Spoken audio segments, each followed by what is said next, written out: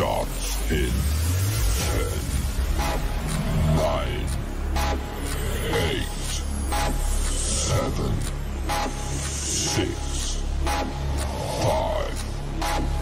4, 3, 2, 1, go.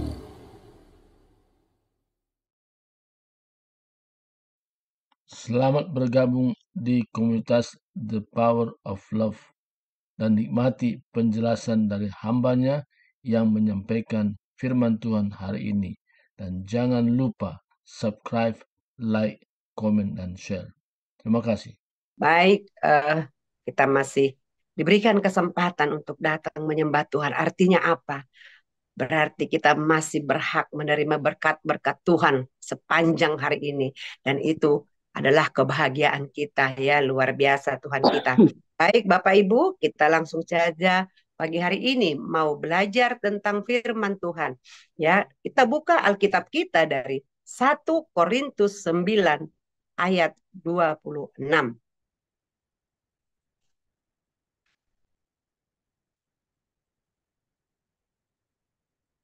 Ya, satu ayat saja kita membaca firman Tuhan. Ya, sekali lagi, 1 Korintus 9 ayat 26. Demikian firman Tuhan, saya baca untuk kita semua.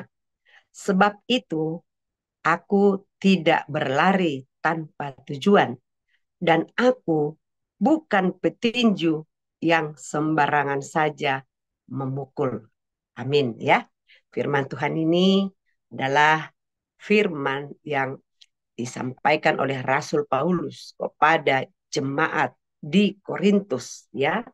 Nah, dia bagaimana ya mendidik ataupun melatih jemaat-jemaat di Korintus, bahkan melalui anak-anak rohaninya ya, dia memberikan pesan-pesan agar jemaat-jemaat di Korintus itu hidupnya lebih baik, lebih berkenan di hadapan Tuhan tentunya ya. Tapi surat ini ataupun firman ini juga berlaku untuk kita semua, yaitu kita pengikut Kristus yang ada di zaman ini.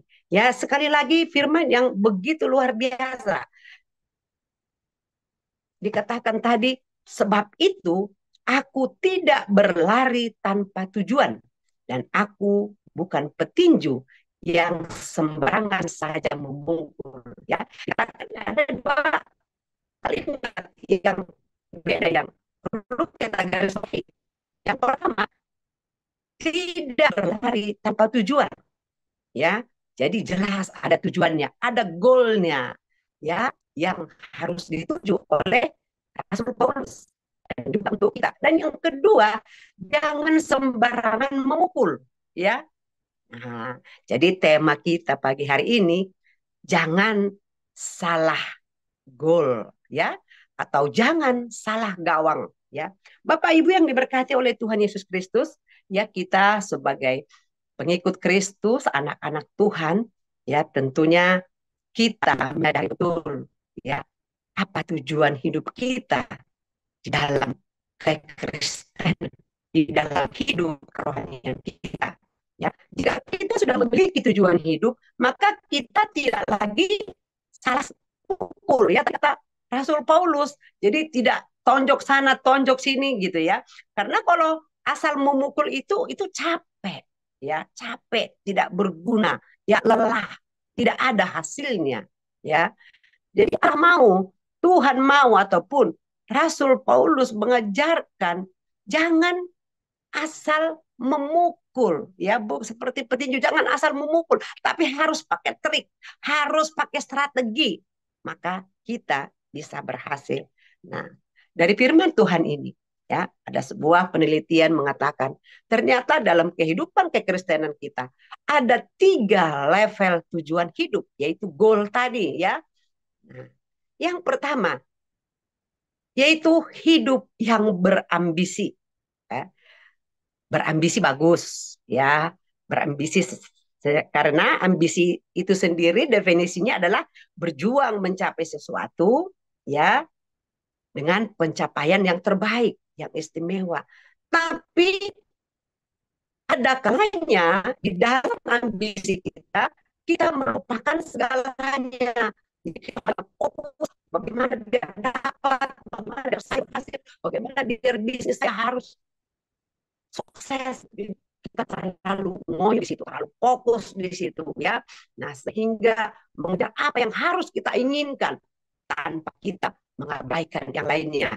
Ya, seperti itu. Nah, jadi hidup yang seperti ini biasanya kalau itu sampai salah dia biasanya menghalalkan segala cara hidup yang berambisi ini karena dia pikir saya harus dapat itu, dia menghalalkan segala cara.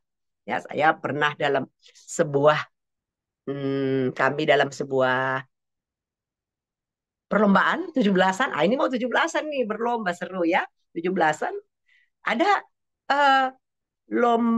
perlombaan mencari atau membuka siapa lebih cepat menemukan nats Alkitab gitu ya. Nah, disebutkan terus nats Alkitabnya di mana gitu kan. Nah, di Alkitab dikasih satu. Kita peserta 7 orang. Jadi ada beberapa kelompok gitu ya.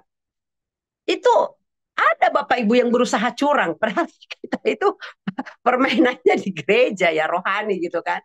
Tapi ada saja. Kenapa? Karena dia ambisi, harus dia juara. Kan gitu kan. Nah, pada saat itu saya memang salah satu orang yang berani saya tarik itu. Jadi rupanya dia kan nggak boleh pakai handphone. Ya, jadi harus Alkitab gitu, satu orang di depan. Nah, jadi yang di belakang ini dia buka handphone, dia bisikin dari belakang, bisikin dari belakang. Saya tarik handphonenya, saya bilang, Bapak, maaf gitu ya, ini tidak bagus. Itu tadi, jadi orang yang berambisi untuk jadi juara, saya harus mendapatkan, dia menghalalkan segala cara untuk mencapai tujuan. Dan ini bukanlah orang Kristen yang sejati, bukanlah anak Tuhan yang benar, ya. Dan kita tidak layak mencontohnya, ya. Nah, kemudian yang kedua siapa? Yaitu orang yang tidak peduli dengan sekitar. Nah, ini beda lagi. Kalau ini dia sudah nyaman, Bapak Ibu. Bodo amat lah. Emang gue pikirin gitu kan. Yang penting gue sudah tiap bulan saya sudah jelas gajinya sekian. Setiap hari saya melakukan pekerjaan saya. Kemudian juga nanti ya setiap hari Minggu saya sebagai jemaat saja deh. Santai-santai saja gitu ya. Seperti itu. Nah, tipe seperti ini juga tidak baik. Karena Tuhan tidak mau ya kita harus peduli dengan orang, peduli dengan sesama. Dia tidak mau tetangganya pun mau apa dia cuek aja. Ada nggak orang seperti itu? Ada ya. Saya juga beberapa ada tetangga saya seperti itu. Dia tidak mau tahu orang mau apa, ada acara apa, dia nggak mau gabung. Dia cuek aja, dia sudah nyaman. Kebetulan dia mapan. Nah, tapi suatu saat ketika dia mengalami masalah, orang pun diam karena dia tidak pernah bergaul. Dia tidak pernah peduli dengan sesama. Ruginya di situ, ya. Jadi rugi dia. Orang menonton saja dari luar, tidak ada yang mau menolong dia. Ya, ketika ada suatu masalah, waktu itu kompornya meledak ya. Kompornya meledak. Tapi karena dia tidak pernah terbakar dapurnya. Tapi karena dia tidak pernah namanya bergaul, bahkan ada tetangganya yang tidak mengenal siapa sih yang mana sih orangnya. Nah, akhirnya kan orang suam-suam kuku menolongnya seperti itu. Jadi ini tidak baik ya. Nah, Alkitab mengajarkan kita tidak boleh seperti itu ya. Kita harus peduli, kita harus mengasihi sama kita. Bahkan ya dikatakan musuh kita pun harus kasih ya. Itu yang kedua. Dan yang ketiga ya, yaitu orang Kristen yang melibatkan Tuhan di dalam setiap langkah hidupnya, ya. Nah, jadi kalau yang ketiga ini, ya, dia selalu memberikan waktu untuk memasukkan Tuhan ataupun melibatkan Tuhan dalam setiap perencanaan hidupnya. Dan ketika itu dia lakukan, maka hidupnya bisa bermakna bagi orang lain. Bisa menolong orang lain, mengasihi orang lain, dan peduli kepada orang lain. Ya, oleh karena itu Bapak Ibu pagi hari ini Tuhan juga mau kita. Jika mungkin selama ini ya masih setengah-setengah hati, masih belum mengerti gitu ya. Bagaimana sih melibatkan Tuhan itu di dalam kehidupan kita? Ini juga sering menjadi pertanyaan ataupun kendala kami dapatkan di tengah-tengah pelayanan. Ya, artinya apa? Ya, kita masih belum mengerti caranya mempraktekkan firman. Pengetahuan tentang firman Tuhan sudah banyak kita dapat, sudah banyak kita pelajari. Tapi ketika kita praktek, kita sering gagal. Ya, kita tidak berhasil, kita tidak mencapai tujuan yang diberikan oleh firman itu sendiri, yaitu Tuhan Yesus. Ya, Amsal 16 ayat 3 berkata, serahkanlah seluruh perbuatanmu kepada Tuhan, maka terlaksanalah segala rencanamu. Ya, amin. Nah, ternyata penghalang rencana kita tidak terlaksana karena kita tidak menyerahkan kepada Tuhan. Ya, dari Amsal ini. Jadi kalau kita mau rencana kita itu terlaksana, berhasil, kita harus menyerahkan seluruh perbuatan kita kepada Tuhan. Ya. Oleh karena itu Bapak Ibu pagi hari ini Allah menyapa kita untuk lebih peka lagi kepada Tuhan, lebih tekun lagi kepada Tuhan. Ya, di dalam Filipi 3 ayat 13 sampai 14. Di sana dikatakan ya oleh Rasul Paulus, aku melupakan yang di belakangku katanya dan mengarahkan diri kepada apa yang di hadapanku. Ya, dan seterusnya dikatakan dan berlari-lari kepada tujuan untuk memperoleh hadiah, yaitu panggilan sorgawi dari Allah di dalam Kristus Yesus. Ya, jadi kita sebagai anak Tuhan, ya, panggilan kita, ya, atau hadiah kita, yaitu panggilan sorgawi. Ini kita harus tahu, ya, panggilan sorgawi di dalam Yesus Kristus. Itulah hadiah kita. Kalau kita mengerti ini, maka kita akan terus semangat mencari Tuhan. Terus kita berusaha dari hari ke hari lebih baik, dan lebih baik lagi. Ya seperti tadi ada 3 level. Yang pertama tujuannya hanya ambisi, pokoknya ambisi dia pokoknya harus dapat gitu. Dan dia menghalalkan segala cara. Tapi di level yang kedua, ya ada juga yang orang tidak peduli, udah nyaman gitu ya. Wah, saya udah punya semua, tidak perlu lagi ini dan itu, ya. Hamba Tuhan pernah berkata sama saya, harus keluar dari zona nyaman katanya. Ya. Setelah saya pikir iya juga ya, gitu ya. Nah, kalau kita tidak berani keluar dari zona nyaman, maka Tuhan tidak bisa memakai kita, ya. Maka kita tidak bisa berhasil untuk menjalankan misinya Tuhan, untuk membawa jiwa-jiwa kepada Tuhan. Kalau kita hanya cuek, kalau kita hanya ya puas dengan apa yang ada kita miliki sekarang ini. Tapi di level yang ketiga dikatakan kita harus menjadi orang Kristen yang melibatkan Tuhan di dalam setiap perbuatan kita, ya, rencana kita dan segala tingkah laku kita, ya. Bapak Ibu yang dikasih oleh Tuhan Yesus Kristus, saya percaya pagi hari ini kita hanya diingatkan, kita sudah sering mendengar firman ini, tapi kita berkata harus diingatkan gitu ya. Dan ini juga buat saya ya. Dan satu kata saya memang agak suka membahas ya, riskan bagi saya. Tadi ke dalam Filipi 3 ayat 13-14 itu dikatakan dan berlari-lari kepada tujuan. Saya buka kamus bahasa Indonesia Bapak Ibu. Berlari-lari itu ternyata artinya berlari pelan-pelan. Seperti seorang atlet, tadi dikatakan petinju ya. Dia sebelum bertanding dia harus berlari-lari. Jadi sepertinya latihan gitu ya. Nah, tapi setelah saya buka Alkitab berbahasa Inggris, di sana dikatakan bukan berlari-lari. Ternyata saya terus maju. dan bertekun gitu loh. Jadi kalau berlari-lari kan, namanya berlari-lari bisa maju mundur, benar nggak Bapak Ibu? Namanya latihan berlari-lari, maju. Nah, kan visualisasinya begitu gitu loh. Maju mundur berlari-lari. Nah, tapi yang lebih mengena, saya maju terus dan bertekun.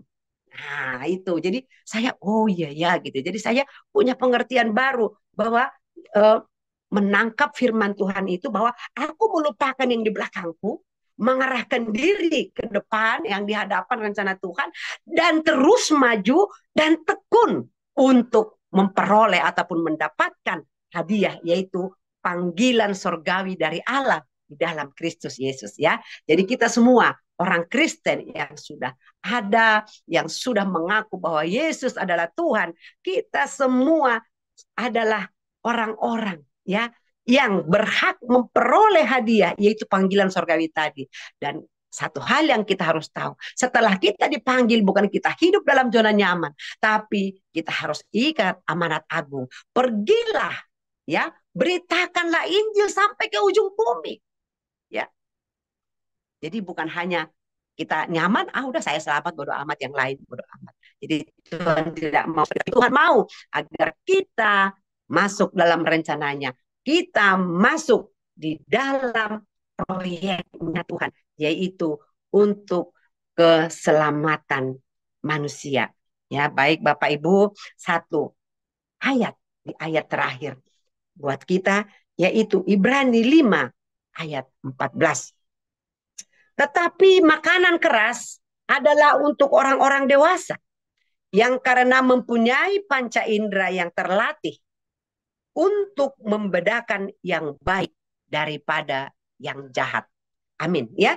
Jadi tadi Rasul Paulus kan bercerita, saya bukan petinju yang asal-asalan memukul. Dia mengibaratkan dia bukan seorang atlet yang asal-asalan. Dia punya goal, dia punya rencana, punya tujuan hidup di dalam dia mengikut Kristus ya. Tapi di sini dikatakan juga, diteguhkan lagi dengan Ibrani 5 ayat 18. Tetapi makanan keras adalah untuk orang-orang dewasa yang karena mempunyai panca indera yang terlatih untuk membedakan yang baik daripada yang jahat. Artinya apa? Kita ini harus semakin naik level, semakin naik kelas, ya. Jangan terus butuh makanan yang lembek, susu, ya. Tapi ada kalanya ada makanan keras, yaitu makanan untuk orang-orang dewasa. Tentunya dewasa rohani. Karena dengan kita sudah dewasa, kita mempunyai panca indera yang sudah terlatih, dikatakan. Ya, seperti atlet tadi, dia terlatih, melatih diri. Dan dapat membedakan yang baik daripada yang jahat.